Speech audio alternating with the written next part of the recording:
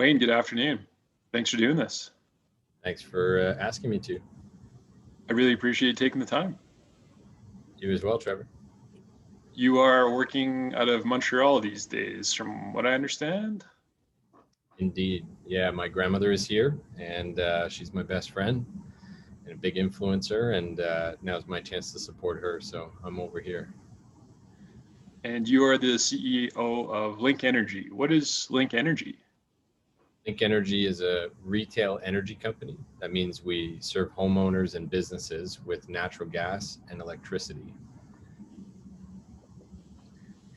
And what does retail energy mean? How would you compare that to a different kind of business model in that space?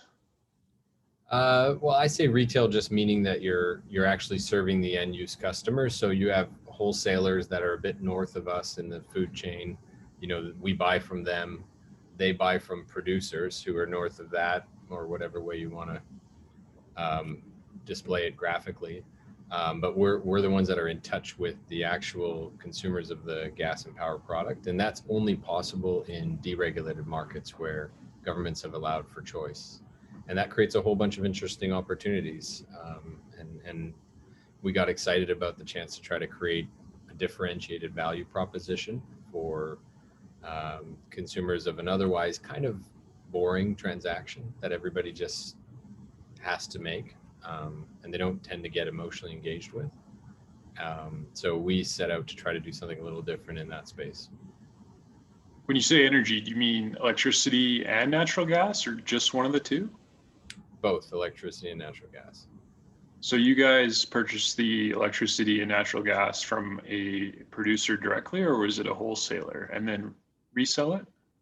It's a bit of both, wholesalers and producers, and also it's a bit of an abstraction. To really understand the electricity transaction requires a little bit of abstract thinking, because there's no mass storage of electricity.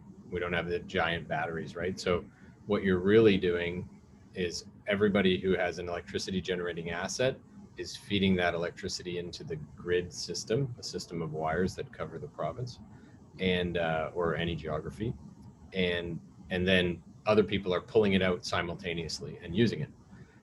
So it's instantaneous, really, and you're not storing it. So a good analogy might be like a big bathtub where there's a whole bunch of hoses feeding the bathtub, and then, you know, homeowners, businesses might have straws and they're pulling out of the bathtub, and what they're getting is a blend.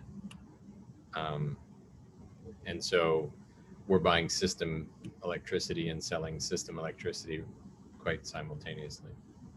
And Link Energy is allowed to exist in the province of Alberta because it's not government regulated, or how does that work? Because I think it's an open market. Yeah, it's still very regulated in the way that everybody plays and operates. So that's sometimes a misconception that folks have is, you know, it's deregulated, it's going to be cowboy town, and that's not at all the case. But some governments around the world have decided, and it's a growing trend, they've decided to try to create competition at this market segment, because if you look at an alternative, for instance, here in Quebec, there's one utility called Hydro-Quebec, and you don't really have a choice unless you're going to switch to candle power, or you're really going to go off grid and put all your own panels up, and batteries are not quite where you'd love them to be just yet to do that. And not everybody has the, you know, kind of the means or the physical setup to do that. They may not be facing the right direction. They may not, you know, have the right pitch of roof, etc. So it's not yet completely realistic to leave the utility system. And in most markets, although this is changing, you've got one monopoly default provider, and you get what you get. And if you don't love the service level, or you don't love, you know, the fact that they're selling you non-renewable energy, you don't really have much of a choice. And in some markets like Alberta, the government decided that we actually are for, you know, a free market, and we want to create some competition because we know that different customers have different needs. Kind of like what you saw happen in telecom, or internet in particular. You used to have a monopoly service provider for phone service, and then it it opened it up to competition, and the same is now happening increasingly with internet across the country, um, much to the chagrin of some of the big players in telecom. Mhm. We're fighting that, CRTC structure, but you're seeing more and more little internet carriers pop up, leveraging the wholesale infrastructure that exists and offer different things. So you've got your budget carriers, you've got your high touch, high quality service carriers, you've got a whole variety of plan structures that meet the needs of what is really a diverse marketplace. Not everybody needs the exact same thing the exact same way. When I think of electricity, natural gas, I think of one thing, and that's price. So when you're charging your customers a price, how do you keep yourself competitive with the suppliers of the electricity and natural gas? How do you guys compete with those guys, the people who are actually producing the product? It's challenging. And if it's on price alone, we're usually going to lose. But the truth is that most customers don't, they might think that all they care about is price, but try getting bounced around 6 different offshore call centers because you got a mistake on your bill and you want to ask about it. Hmm. Or, for instance, my got my grandmother a cell phone from a company I probably shouldn't name, but the only way to contact customer service is through their online portal, and they're like, they had the best rates. So she said, I only need 200 minutes a month, and get me the lowest plan and give me the cheapest lowest plan. So I did, but I managed that for her, and so, oh my goodness, trying to get a hold of these people. Hmm. My wife just switched her onto our family plan with Rogers, and we're very happy with that, but we're paying more for that, but if we need anything, it's a phone call away, it's a high touch service, and we don't get the runaround. So the Hmm. truth is that most people will pay you to treat them well and take care of them, and the difference in price is actually not very material. It's not like a Starbucks a day, it's like a half a Starbucks a month. And I shouldn't say Starbucks because we're on the Rose Rose Bros. Bros. So and it's probably not even a half a Rose Bros coffee per month. I don't know where you sit relative in the pricing game with those guys, but Hmm. anyway, point being, it's a small difference in price usually to get a better quality of service, but also to tap into some different product options. And what we tried to do is wrap social impact and environmental impact into that value proposition as well. And we think that some people will care a lot about that. That's one of the cool things about Link Energy. What is the social cause you guys support? So a variety. We've done projects with the Calgary Food Bank, Edmonton Food Bank, Fort McMurray or Wood Buffalo Food Bank, the Red Deer Women's Shelter, Central Alberta Women's Emergency Shelter. Um, we're in the middle of finishing up a project with Hull Services in Calgary right now, which is a mental health nonprofit. It's been around for 50 years, focused especially on youth, and a number of other smaller projects. With a lot of, worked with homes for adults with intellectual disabilities and other women's emergency shelters. So I guess you could say our focus is on grassroots nonprofit that are providing hands-on service in the community. And what we do with them, we used to give them money. As a function of every dollar we made, we've got a formula that drives the social impact budget. It's 0.25% of revenue or 5% of net income, whichever is greater. And I'm trying to get that to 1 in 10. That's where Patagonia is. That's where I got the For idea. sure. Yeah. I got that book right here too. Excellent book. I love that. Yeah. Yeah. So I'm trying to get to where Yvon Chouinard was with 1 in 10, or is where his company still is. Mhm. And that drives a pot of money. And we used to just give the money away, but that didn't really relate to what we do at all, Mm. So we decided, how could we give away energy, but how could we also help the planet out in the process? So now what we do is we give LED lighting to these nonprofits that have big square footage and big lighting costs. And we put in new LED lighting for them along with our partners. Arani Lighting supplies us, and Simply LED, Dan Zembal, helps to do the install part. And we provide volunteer labor to twist in the bulbs where an electrician isn't needed. And then we pay for the electrician and all the bulbs. And in doing that, because our partners usually chip in at cost, they're part of the project, we're able to maximize the impact. For every dollar we spend, we get at least 10 times savings to the benefit of that partner, and we get to reduce their carbon footprint, and also increase safety in their environment. Because a lot of times, like in the food bank, for instance, you're going up on a skyjack to change a bulb, which is not the best.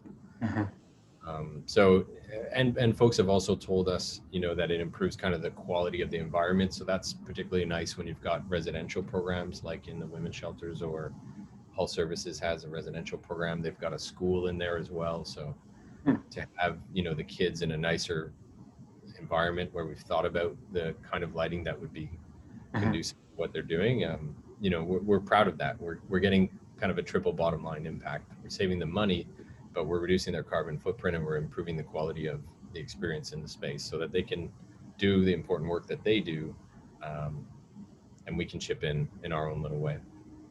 What would be an example of a producer of natural gas or electricity other than, say, a natural gas company? Would NMAX be an example of an electricity producer? NMAX owns some generation. A big producer of generation is TransAlta. Capital Power owns a lot of generation in Alberta. TransCanada Energy used to own a bunch. I think they don't have any now. And so they're the ones that would supply the electricity to you directly or the wholesaler, and that's where Link Energy buys it at that stage. Yeah, really, it all goes into that grid. Alberta Electric System Operator runs that grid, AESO, and all the retailers such as ourselves basically are paying their tab to the grid. The customers pull out of the grid, all the generators put into the grid, and we pay our tab to the grid for whatever our customers use. Gets a little cold, they start using more. It's a little hot in the summer, they start using more. So that's how the market functions. So the way I understand it is customers have the option to pay the regulated rate option versus the rates through someone like Link Energy. What's the difference in the two rates in that scenario? There's a few differences. The RRO changes every month, and so there's not a lot of predictability in that. There's a lot of times when it's quite low and stable, but every now and then it can jump on you. For instance, if it gets really cold for an extended period of time, you might see that show up in the next bill. And then there's a whole bunch of charges that sometimes show up in that RRO that get socialized across the ratepayer base. But it is generally quite competitive. It's a pass-through type model. Nobody's making any money on that. There's no margin on it in the default supply system. But what you can't do is buy any other type of product structure from the default providers. You can't buy, for instance, a fixed rate product. So that's a pretty popular one for Canadians in general. If you look at mortgages, that's a good analogy. Most Canadians choose a fixed rate mortgage, even though if you take any 20-year slice of banking history, the variable rate is always going to beat the fixed rate, the average fixed rate on offer for that period. But people still choose the fixed rate because budget stability has a value. So they want to know that at least the rate of the units that they use is not going to be swinging wildly at the same time as their consumption may be also swinging wildly. It can produce a big sticker shock if you have a very cold period, ergo you're probably using way more.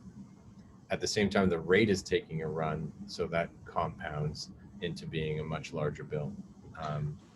So that's one product, but there's a variety of other products as well. And for homeowners, those two simple products are all you really need. For businesses, it can get really much more complex, where you might want a product that floats half the year and fixes half the year, or you might want half your load to float and half your load to fix, or want to combine those two concepts so that half your load floats half the year and fixes the other half of the year, and the other half of your load floats all the time. You can get really quite exotic with the product structuring for bigger and bigger and bigger businesses, and really large businesses have had all that optionality for decades.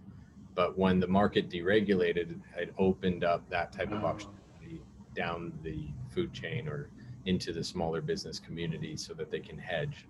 That's particularly important for people who a big piece of their variable cost in their business is energy, Hmm. because it can flow right through to the price of their product. And if they don't have the nimbleness to increase the price of their product, let's say you're making pizzas and you use gas to heat the oven, Mhm. gas price jumps, your pizza price is not jumping. So your margin is where you take that hit. So I read that I think 3/4 of the Alberta population still uses that regulated rate option, aka fixed, through their providers. But Link Energy is where you guys come in, is you offer that some different products, for example, a variable rate or something along those lines. Yeah, we've got a variable rate and a fixed rate. We always try to encourage folks towards the fixed rate. Hmm. The variable rate is really there for people that are, kind of bearish on the market. And so your default rate is going to have a blend of some 1 month pricing, some 3 month pricing, some 6 month pricing. So it's going to be a little high typically to the true, daily market rate type thing. Hmm. So for people that are bearish, they'll take the variable. That's mostly business customers that should be using that tool if they've got the sophistication to make that choice. We try to push folks, especially the smaller business and the residential folks, towards a fixed rate product. Hmm. Give, So give when them peace of mind. and when I can, but what separates Link Energy of the value proposition is you offer options to the average customer. Yes, indeed. Ah, okay. I understand that makes more sense. Because for me, and I just never really, like the article I was reading, most consumers don't read their bill and don't really understand how the power structure works. And so it helps to understand what the options are that Link offers. Yeah, absolutely. And it's options around the term length of that fixed rate product or floating rate product as well. So you can take a 1, 2, 3, 4, 5 year term and lock that in if you like the price, and know that no matter what happens to the market, your price is fixed and it's going to stay there. That's really the best value prop for a Hmm. small business or a homeowner. For the bigger business consumer, then it gets, like I said, a lot more complex. But I think that if all we focus on is kilowatt hours at a certain price, it's kind of boring, frankly, for the buyer and seller, unless you're really in that big consumption category where it affects their bottom line very, very significantly. I think what matters more, at least to me anyway, when I go out to buy a service like this, is I want to be treated really well. Hmm. I want every single service interaction to leave me smiling. I value that. I personally would pay $1 or so a month for that. And then the hypothesis behind this business is that if we give back in a very credible, tangible way, in our own community, folks will care about that, and want to get behind that, because you've got to buy your gas and power from someone, and they're all going to promise to be nice to you, and Yeah. you'll find out when you call them if it's true. But if we can convince folks that there's a credible social impact formula behind our business, then that may be a deciding factor for a certain group of people that care about that. And because these businesses tend to scale really quickly, that impact can scale really quickly. So we've just barely got going here, and we're already at 1.3 million almost in social impact life to date, and that keeps kind of doubling every year because our business keeps doubling every year. I think I read you guys were one of the fastest growing businesses in Alberta or Canada in 2019. We were, yeah. We forgot to apply in 2020. Things got a little hairy with all the COVID stuff. So I don't Ah, know how we would have done in 2020, but in 2019 we were the people that enter that oh, competition. I see. Hmm. We were the fastest in Alberta and the sixth fastest in Canada. Like I said, I didn't know about retail or energy retailers, to be honest, until I read about Link Energy. How do you get the word out to customers or new people to educate them about different options for their utilities? Absolutely, I'll go into it, but I'm curious, how did you end up reading about us? I read about you in that article, the fastest growing businesses in Canada, I think it was. Okay, okay. Just So, checking what part of my marketing is working. Uh, yeah. so, we've got a kind of an omni-channel approach, digital marketing, Facebook, Google AdWords. The government of Alberta has a pretty nice site called UCA Helps, where you can actually see every retailer in the province and all their products compared to each other. And you can, it's a really well done site. You can slice and dice on different things you might care about. Hmm. And then we've had retail, which was hit pretty hard, of course, by COVID. So we had booths around, different parts of the province, really beautifully designed booths with really awesome folks standing behind them and talking to customers about why we exist and what we're trying to do. And we've also used outbound telesales. We shut that down, mainly due to COVID. It was pretty tough for folks working from home to stay motivated and keep doing cold calling sales. So that doesn't exist anymore for us. And we're forming partnerships. So we have a variety of different partnerships we're working on now where the partner already has a relationship with our target customer base, and they want to refer us as their preferred energy partner. So, for instance, there's a large group of accountants and lawyers in the province of Alberta that we've just concluded such a partnership relationship with, and they're looking for different ways to add value for their clients, which are small businesses and medium businesses for the most part. So they can bring us forward. Another example is a Golf Course Owners Association of Canada, where we have a partnership, and they bring us forward to golf course owners because energy is a pretty high cost component for them, and they're in a somewhat thin margin business. They want to keep costs down. So I think we just did another transport association deal with an Alberta-based transport association. So partnerships is another way of getting the word out when folks have a trusted relationship with our target customer groups. Do you ever worry that one of the producers of the electricity or natural gas is going to turn around and start selling directly to consumer and totally undercut the price? Some of them do. EPCOR has a spin-off called Encore by EPCOR. NMAX has its EasyMax product and division. I don't worry about that very much because we've tried to design our market positioning to stand out from sort of the big utility, where I think you can expect a somewhat different service quality. It's just a big shop. It's really hard to run a big shop. Some people want to go to Starbucks and some people want Rose Bros because it's artisanal. They know the guy that made it. Right. They know what he looks like. They believe in kind of the ethical sourcing that he's committed to and the mission behind his organization. So some people prefer that feel when choosing their service providers or the people that they buy stuff from, and we're targeting that niche. And some people care about giving back to the community as well. Right.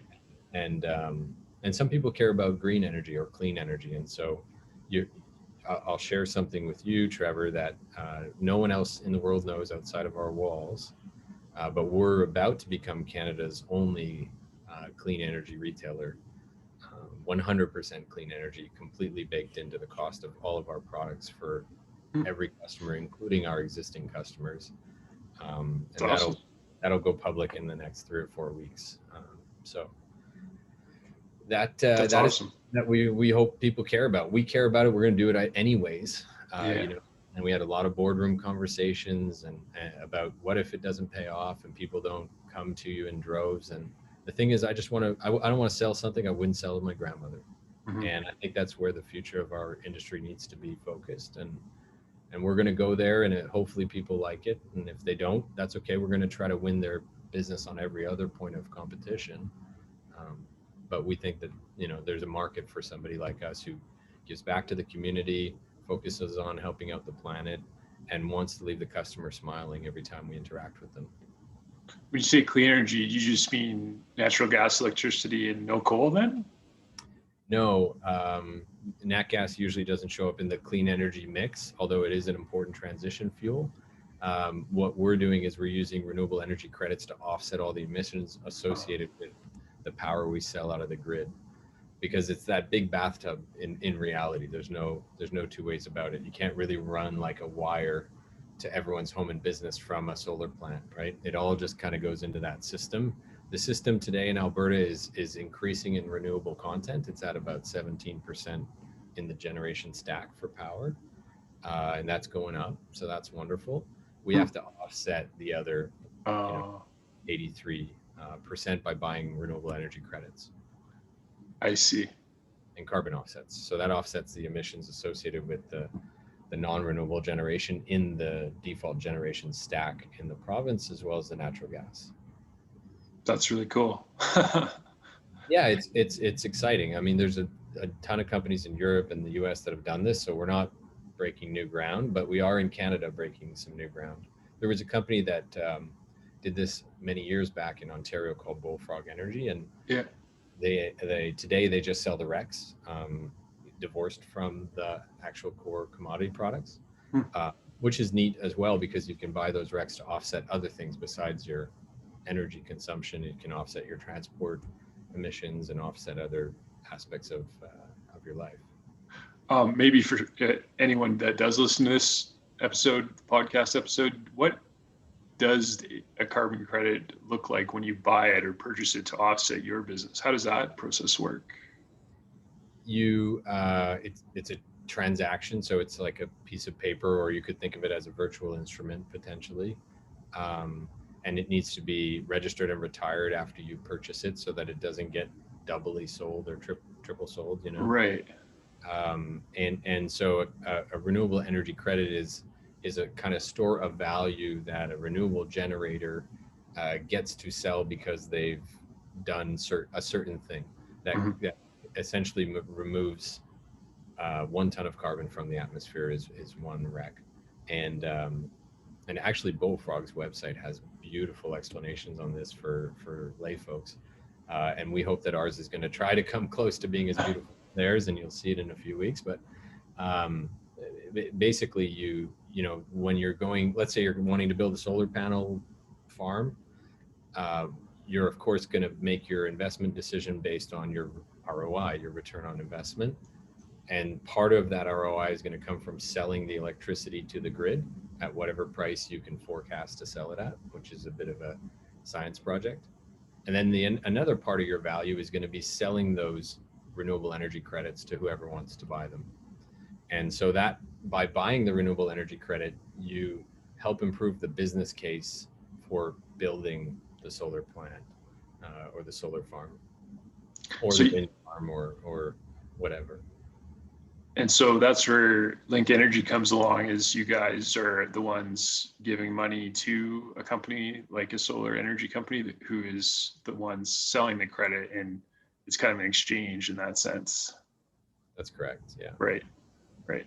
It creates a better business case for them to put up and invest in these types of projects.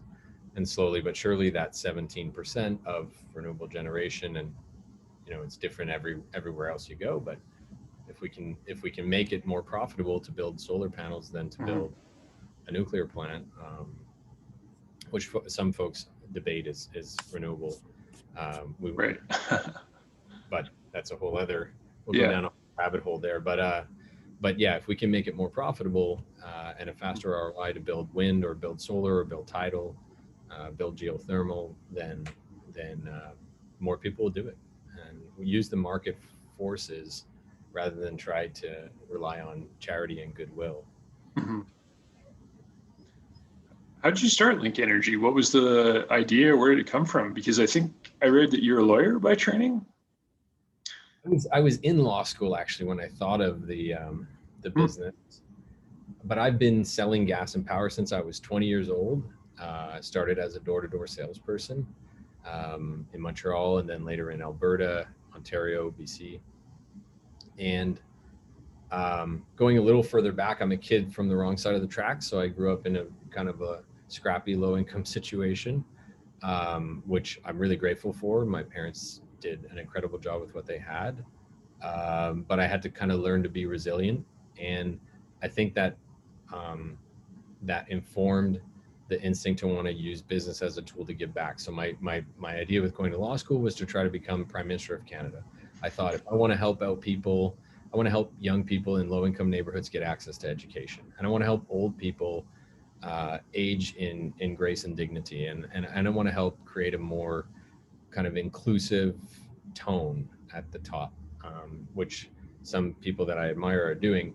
And I thought I was going to do that through public office, through politics. And so I figured I'll go to law school and then I'll pursue that. And while I was in school, just before I started school, I started I always had a few different businesses, so I've had a number of different entrepreneurial businesses, and and one of them was brokering natural gas and power. I'd been doing that, like I said, for other people since I was 20 years old. And I started my first business in that space at 24 with my partner Steve, and we're doing quite well selling gas and power. There's a need. We're good at it, but I was feeling existential. I was starting to approach my 30th birthday, and I read Good to Great by Jim Collins. Hedgehog Concept, is that familiar to you?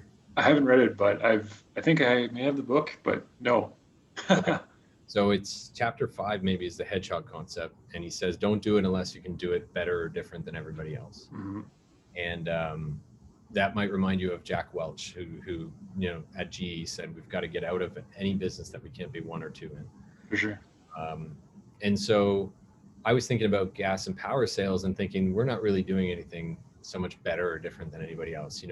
Our big why was to actually treat staff really well and treat customers really well. But and we measure that, and we thrive. We try to push the boundary of that and just treat people really well, and have really happy staff who take care of our customers, who are really happy customers. That's the goal of our first business and our second business in this industry. But I sat there, it was like my 30th birthday. I sat there looking at a light bulb in the ceiling, reading this book, and and thinking, okay, if that is exceptional, it's very depressing, because if your big idea is I'm going to be nice to people, and shouldn't that be a par for the course? Take care of your staff, take care of your customers. So I thought, how could we make this about something more? And given the low income background, I guess, and the political ambition, I thought of trying to package this rather boring, not so sexy transaction, which is really sexy if you're in an energy poor environment. But for us, we tend to take it for granted here in North America. Mm-hmm. And I actually, had to run an extension cord down the hall as a kid and borrow power to keep the fridge on. So I know how important it can suddenly become for people who don't have it. I've lived that many, many times. But for most of us, it's just something that's taken for granted. And I wanted to try to make it more emotionally engaging and more interesting and more powerful, pun intended, I guess. So the idea was we'll take a sliver of value off of every turn of this little tiny wheel inside of a light bulb. I was thinking about this light bulb had a little wheel in there, and it's 5 pennies every time it turns, and some energy companies making those 5 pennies. And what's the point of all that, though? Can we take a tenth of a penny off of that and pool it up and give back to the community, or invest in the community, and get out of their way? Don't ask those partners for anything. Just put the projects in and get out of their way and let them do their good work. And maybe the customer cares. If you can give back by flicking a light switch, that's a pretty easy. I think people all have a universal instinct to want to help their neighbors, but most of us feel too busy and we're not sure how to get started. And so I think, proactive consumerism is one of the ways that we can pretty easily have an impact. And companies are responding to that and creating options because there's a demand in the market. And that's really cool. So that was the idea. It was about 2012, and I wrote my law school thesis on it, about using business as a tool for positive social and environmental impact, and about the fiduciary obligations of a corporate director to maximize not shareholder benefit, stakeholder benefit. That's what the law actually says. Mm-hmm. You're supposed to be thinking about every stakeholder in your ecosystem, not just your shareholders. That's really cool. That's actually a big motivation behind our contributions to reforestation at Rose Bros. I got the idea from Patagonia also, and kind of selling a commodity, coffee and chocolate, but it's a way to give back to the environment. So very similar.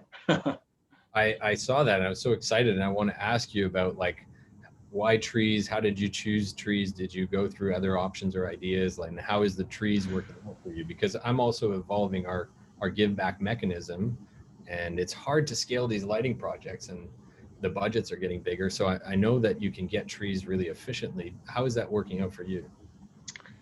It was just something that I thought you could quantify pretty easily because it's kind of like a one for one, and it graphs easy. It's kind of an easy marketing message.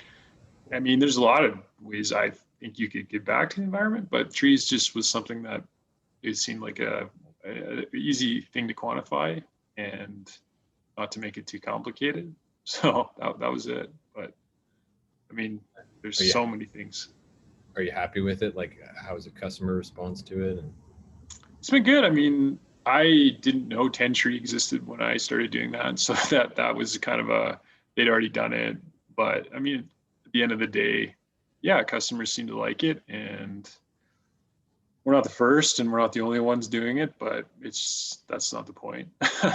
So there's a lot of companies out there that, like, for instance, One Tree Planted, that's their business. So they'll take the contributions and actually plant the trees. So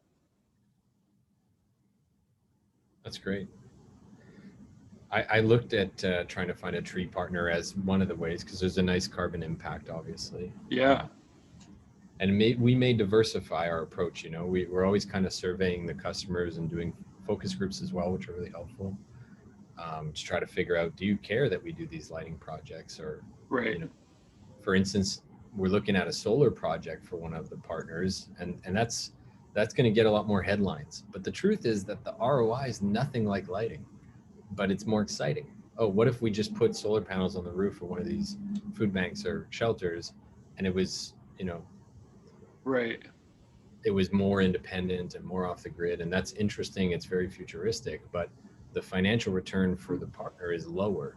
So to date, I've been looking for the best bang for the buck Right. in dollars of savings and carbon emission reduction for the partner.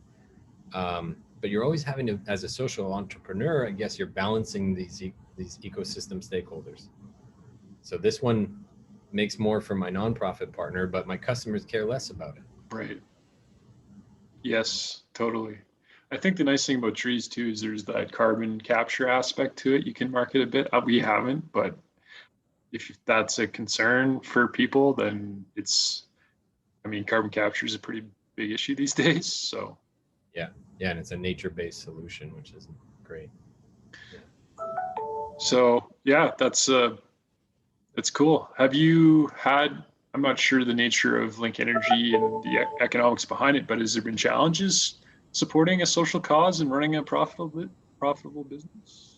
Yeah, for sure, for sure. It's been a life's mission, basically. You know, trying to give birth to this thing over the last 9 years. I think what was really important for us was being very clear upfront, even at the cocktail napkin stage, that the reason we're starting this business was to create a social enterprise Hmm. and pursue B Corp certification, um, which our move towards all clean energy will allow this year. We've been working really hard with those folks for Hmm. 3 4 years, tightly engaged to try to get them to put out a we've gone through a process with their standards advisory committee, and they've put out a paper on their website for fossil fuel companies involved in the fossil fuel industry recently. Hmm. Um, and so a couple of US companies have already jumped through that hoop, and they are B Corp certified, and will be looking forward to hopefully being the first in Canada that's B Corp certified, and first of many. Hopefully many others will jump on the train. They require you to be 50% carbon offset with a plan to get to 100% in 5 years. So we're going to try to jump right ahead to 100% within the next few weeks and stay there.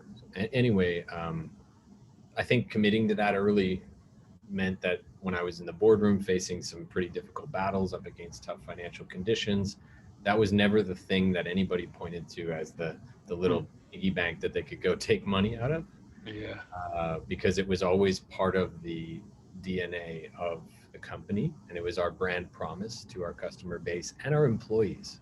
Hmm. And actually, you know, people ask me, like, how much does your customer really care? Can you scientifically tell me that you can beat your competitor, all other things held equal, because of your social impact promise? Hmm. I really can't. It's not showing up the way I would have hoped in like the customer survey data and stuff, how much people care. Hmm. And I always figured that we were going to do it even if they don't care, and we'll compete to win their business on the points that they care about. It's the customer that decides. Right. But we would have done this even if it was quiet and not talked about publicly. And we have in all of our other businesses done it that way, just very quietly. We just think that's part of being a good corporate citizen. But we also think that proactive consumerism is a real thing.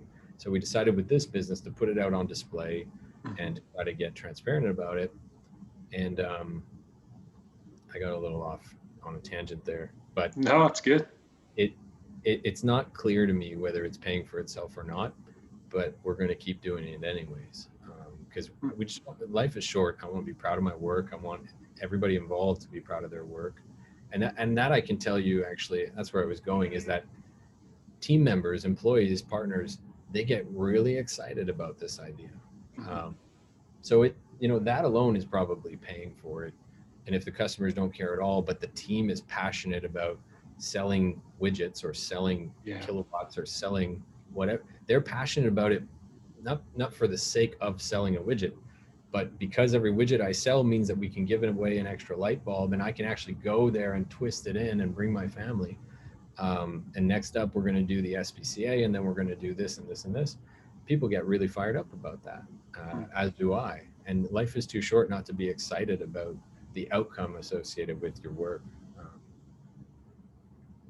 Absolutely. There's companies out there, obviously like Patagonia and a handful of others, that have kind of incorporated that social cause to their business.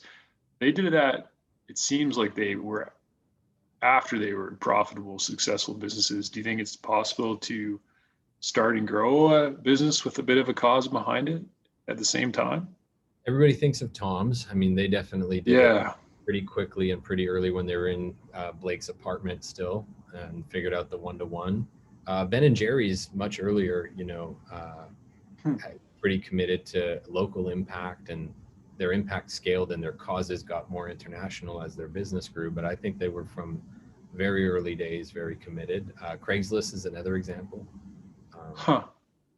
Grameen Bank, founded by Muhammad Yunus, was purpose-built as a social enterprise, probably the world's first significant microfinance provider, lending $100 to rural folks in India to buy a cow and create a business. And they've been massively profitable doing that. So I think that there's examples of people that had that in the seeds of their germination or whatever. Do you ever worry about somebody copying your business model and someone just kind of doing the same thing you guys are doing? I love it. One of my close friends in my industry has a very similar business model, Sponsor Energy, and she's wonderful. She's a great, colleague to bounce stuff off of, and they have a slightly different way in which they give back, but it's 50% of their profit to charity partners, and they have a large multitude of charity partners. We chose to focus the scope more narrowly and do these projects with them, which are a heavy lift, but theirs is a financial give back, and it's a broader appeal, so a lot more different registered charities in their portfolio, and I love it. Hey, whatever works. If more and more people catch on to the idea of using business as a tool for positive social and environmental change, that's actually my why at the bottom of it. It's not about kilowatts and gigajoules. It's changing lives for the better as broadly and impactfully as possible. It's really cool. When you started the business, was it a big risk? Was it a big financial commitment? It was, yeah. It involved raising some outside capital, which I didn't know anything about, and we learned a lot about the hard way. We didn't have enough conversations to test for mutual fit and what would you do if things hit the fan. But we've made it through that. We've had a successful exit for that partner, and they're really happy. Their group's happy, and that's cool. We parted ways with smiles, but we had to take on that risk of raising external capital. We've had to put our houses up. My partner and I, co-founder Steve and I, we've basically run our savings accounts completely dry into the line of credit, maxed that out. We've been at points that were extremely scary. Yeah. I remember being on the top of I was on the top of Lake Louise, and I get a phone call from the CFO saying, like, we need to find $1 million cash call response within 24 hours. And it's choppy. And I'm like, what? Huh? What? now what? And I had to like try to ski down as fast as I can, get to the bottom and be like, what did you just tell me? Yeah. It's all going to shit. You know, this was maybe 2014, 2015. The early days were, of course, as they always are, the early days were the most scary. But yeah, I didn't have kids. I wasn't yet married, and we were all in. And we're still relatively all in, but it's a much safer footing that we're on today, because customers have responded and they seem to like us and they stick around and they tell their friends. That's really cool. I've always admired the bootstrapping business model. I think that would, I really admire anyone who can start out that way or at least grow in some form that way. Have you guys had to take on many partners? We took on a senior debt partner. Like in our industry, you kind of need a big wholesaler or a banker. Right. We have a partner that's one of the world's largest integrated energy companies, who's really behind our move towards decarbonization. They're doing the same. They're behind our social cool. Goals. They also do a ton of philanthropy. It's not quite a one-to-one in their business model the way it is for us, but we're very core values aligned with them. Very cool. Yeah. Did you guys bootstrap Rose Bros, your brother and yourself?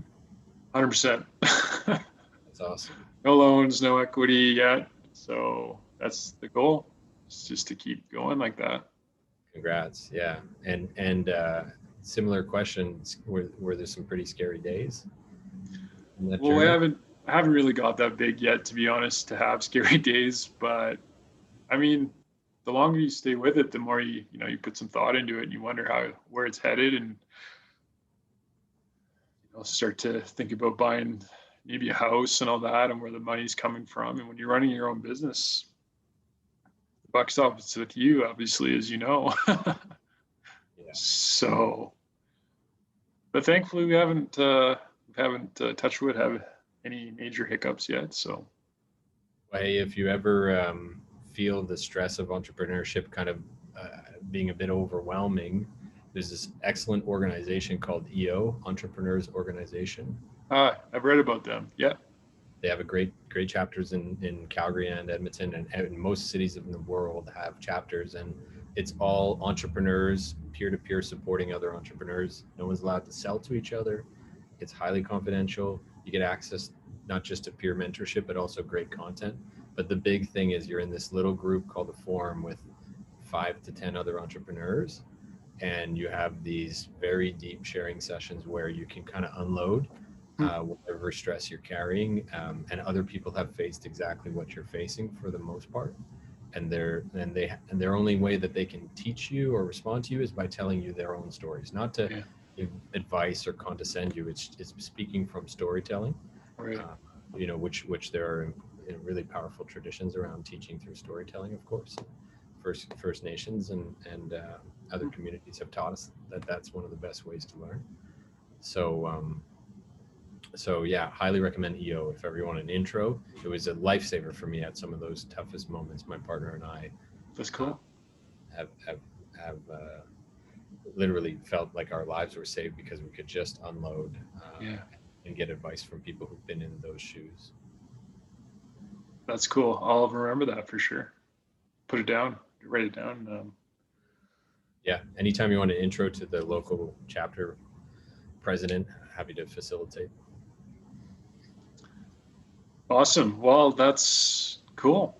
Inspirations. Did you have any inspirations for business when you first started out? Branson's a big inspiration for me. Yeah. Kind of irreverent, big focus on brand building, big focus on philanthropy and giving back as well, although not officially part of the business model, but something they do a lot of, and having fun with it, and standing out as a brand and treating people exceptionally well, your customers and your team. Besides Branson, I took inspiration from Mohammed Yunus and from the guys at Ben & Jerry's. I studied all those social enterprise businesses and Tom's as well, and Yvon Chouinard. So sure. Mostly kind of hit on my mentors, like the ones that I don't know. And then I have an Uncle Wayne that's real close with me and who taught me a lot of my early kind of business advice and has been a personal mentor for many years. And then my grandmother, who I mentioned to you, I still ask her, even just yesterday, you know, if I'm looking at a particular transaction and she's 93 and she's coaching me through the transaction. And for her, it's like her real life soap opera. She always wants to know the updates. And she has incredibly good instincts. Your gut gets pretty well tuned after 93 years on the planet. So she's an excellent source of wisdom for me as well. How about you? Well, I've got them all here. Books, Yvon Chouinard was one of them. I read a lot of Buffett, most of the annual reports of his. Tim Ferriss is one, Mark Cuban. Oh, there's so many. I got a lot of the books here. Yeah, I started to try to see I got all these screens Yeah. here. I got all the books over there, and yeah. Oh, Shoe Dog, have you read Phil Knight's story? Yeah, phenomenal book. Right. Yeah. That was another one. Yeah. Buffett, Ferris. Yeah, I gotta put more time in with Buffett's annual reports. I think I caught that on the other episode I listened to you and your brother do, and I think I need to put more time there. I read Snowball. Yep, for sure. But that's not where I think you're going to get the most crunchy stuff. Is probably in the annual reports. I've learned the most from those. I've read Snowball, so that's more the biography part of it. But I've learned probably the most about business at all from those reports. That's me. Yeah, no, I'm always looking to add to those lists of podcasts. He's a great writer, Warren Buffett. I don't think many people know that about him. He's probably one of the best writers I've ever read. He's just so smart and makes it easy for the average person like me. So nice. I got to go there. Yeah, thank you for pointing me at that. Yeah, no. What advice would you give to an entrepreneur just starting out? It's cheesy, but know exactly why you're doing it. Because it's going to be really hard. If it's to make money, there's so many better ways. Right. When you do a probabilistic discount on the likelihood of making big money, you're better off to get a good job and have somebody invest that at 6% for you year over year. The stories you read in the news are the rare exceptions, so you have to love the journey, and it can't be about a particular windfall or a destination that you have in mind. And so you have to be doing it for reasons that are going to nourish you along the journey, and you're going to smile about the journey, and not just be aiming at a summit. For sure. Absolutely. That's been the one that I think probably was most important lesson that I've learned. How about you?